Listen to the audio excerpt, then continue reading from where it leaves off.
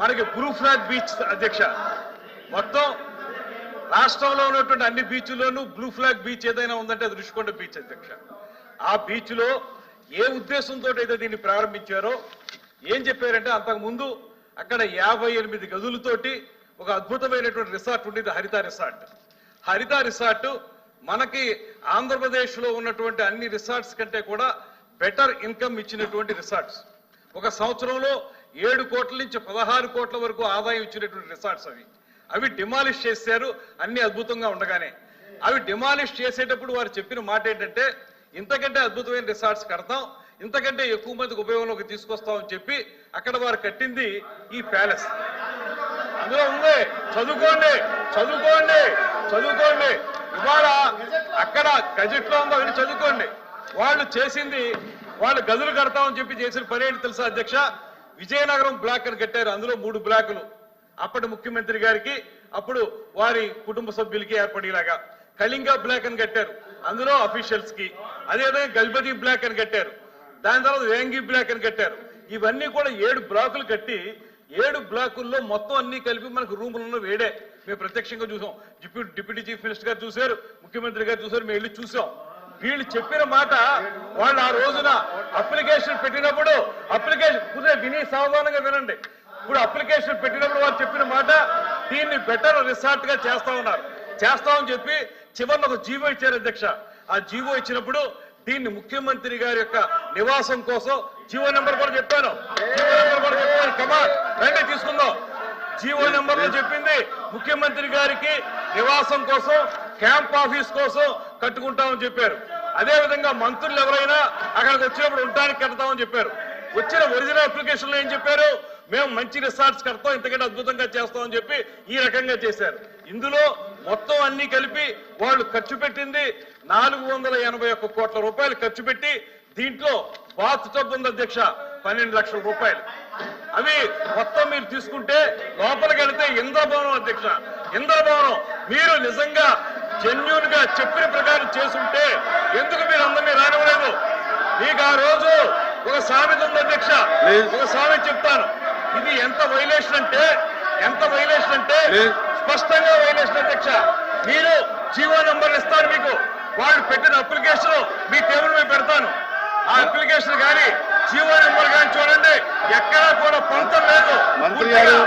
ఆ రోజు వ్యవస్థ చిన్నదనం అయిపోతే ఆ రోజు మనకి మనం ఏదంటే ఓం మహానగరం తగలకపోతుంటే ఫిడేలు వాయించినటువంటి నియోజకవర్గ లాగా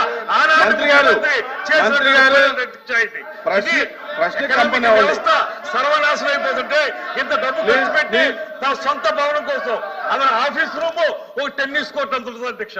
ఆయన ఆఫీస్ రూమ్ ఒక టెన్నిస్ కోర్ట్ అంత ఉంటుంది. ఇవన్నీ ఖర్చు పెట్టి ఎవరి డబ్బులు, ప్రజా డబ్బుల్ని ఇలా మోసం, ఇంకా సిగ్గు లేకుండా ఏ రకంగా మాట్లాడతారు, ఏ రకంగా అడుగుతారు వీళ్ళు, ఏ రకంగా ప్రశ్నిస్తారు? ఇంత అన్యాయం చేసి ఇవాళ జీవోలన్నీ పెడతాను నేను, వాళ్ళు చూసుకుని చదువుకోనండి, సమాధానం చెప్పుకోనండి. ఇంత అన్యాయం చేస్తుంటే ప్రజాధనాన్ని తోచుకు తింటుంటే ఇందులో ఎవరి ఇంట్లోకి ఎంత డబ్బు అంత డబ్బు తీసుకుని వాళ్ళు చేయడం కరెక్ట్? ఒక్క జీవోలు చూడండి, మొత్తం జీవోలు చూడండి, జీవోలు చూసుకోండి. మంత్రి గారు ప్లీజ్ బాధపడతా సార్, తెలుస్తారు నిజాక్ష అధ్యక్ష.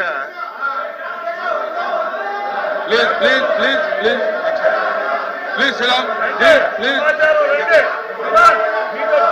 మంత్రి గారు కూర్చోండి. I don't want to yield because they are telling wrong. మా దగ్గర పూర్తి డీటెయిల్స్ ఉన్నాయి, అధ్యక్ష. ఈ జీవో నెంబర్లు కూడా ఇస్తాను నేను జీవో నెంబర్లు కూడా మీకు ఇస్తాను. జీవో నెంబర్లు కూడా చూసి మీరు చెప్పండి.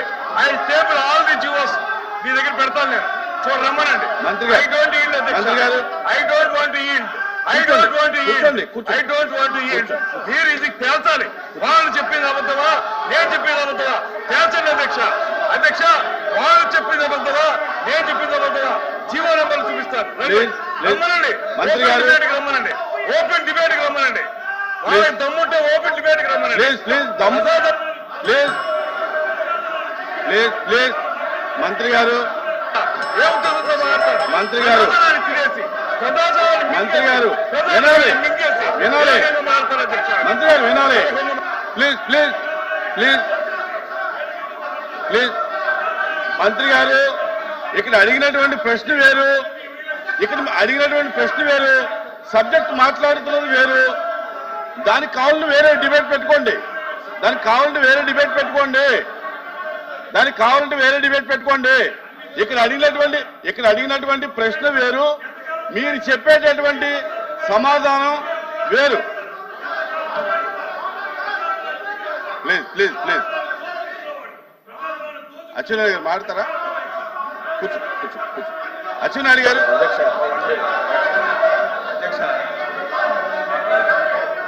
ప్లీజ్ ప్లీజ్ ప్లీజ్ అధ్యక్ష, మీరు రండి, ఒకసారి రండి, మీకు చూపిస్తాను. వాళ్ళు కూడా రమ్మనండి. వాళ్ళకే తెలుసు. ప్లీజ్ ప్లీజ్ మీరు రండి, మీకు చూపిస్తాను. ప్లీజ్ కోచ్ కమిటీ వేయండి, వాళ్ళు కూడా తెలుసుకోమనండి, వాళ్ళు కూడా తెలుసుకోమనండి. అచ్చెన్నాయుడు గారు అధ్యక్ష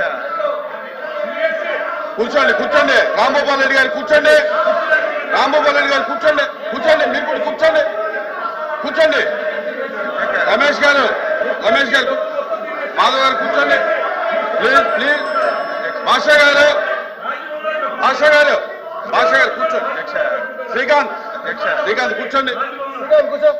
అధ్యక్ష, అది వీళ్ళు చూస్తే ఈ రకంగా మాట్లాడరు అధ్యక్ష. వాళ్ళే బాధపడతారు. అధ్యక్ష, వినండి మంత్రి గారు విమర్శలు వినండి. అచ్చెన్నాయుడు గారు అది అచ్చెన్నాయుడు గారు నేను సూటిగా అధ్యక్ష కాదు అచ్చెన్నాయుడు గారు ఒక్క నిమిషం కాదు కాదు ఇవాళ అడిగినటువంటి ప్రశ్నలు వేరు, ప్రశ్న- సబ్జెక్టు డిబేట్ అయింది. ఏమి-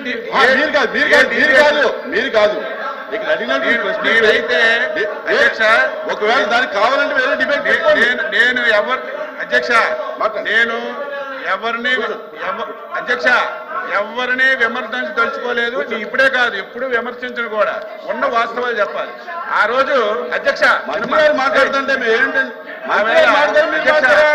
అధ్యక్ష అరే మంత్రి గారు మాట్లాడు, గౌరవ మంత్రి గారు మాట్లాడుతుంటే కూర్చోండి అమ్మా. అధ్యక్ష అది కూర్చోండి అధ్యక్ష, అది వీళ్ళు చూస్తే ఈ రకంగా మాట్లాడరు అధ్యక్ష. అది కన్స్ట్రక్షన్ అయినన్ని రోజులు అధ్యక్ష, కన్స్ట్రక్షన్ అయినన్ని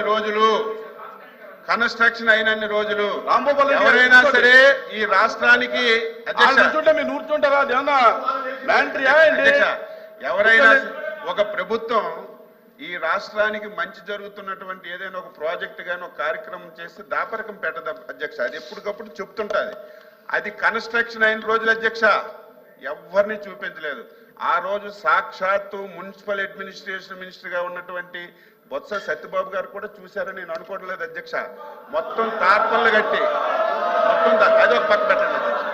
అది మేము ఎందుకు అంటున్నామంటే బిల్డింగ్లు అధ్యక్ష, బిల్డింగ్ నేను ఆ రోజు అధ్యక్ష ఆ రోజు నేను సభలో ఉన్నాను అధ్యక్ష. లాస్ట్ మున్సిపల్ అడ్మినిస్ట్రేషన్ మినిస్టర్ గా సత్యబాబు గారు ఉన్నారు, నేను కూడా శాసనసభ్యుడిగా సభలో ఉన్నాను. 4 రోజులు అధ్యక్ష ఉపన్యాసం చేశారు. ఏంటని, ఏదైనా ఒక ఎస్ఎఫ్టీ కడితే 4,000 రూపాయలు కడతారు, లేకపోతే 4,500 కడతారు. ఆ రోజు వినండమ్మా, వినండి చెప్పనివ్వండి, రికార్డ్ అవ్వాలి అధ్యక్ష. వినండి, మేము ఎందుకు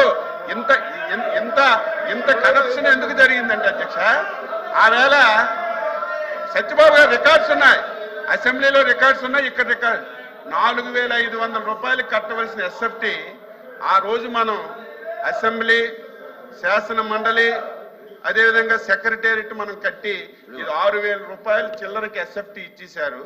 మొత్తం చంద్రబాబు నాయుడు గారు, నారాయణ గారు మొత్తం దోపిడీ చేశారని అధ్యక్ష 5 రోజులు అధ్యక్ష 6,000 రూపాయలు ఎస్ఎఫ్టీ కట్టినటువంటి శాసనసభకి 5 రోజులు మాట్లాడారు అధ్యక్ష.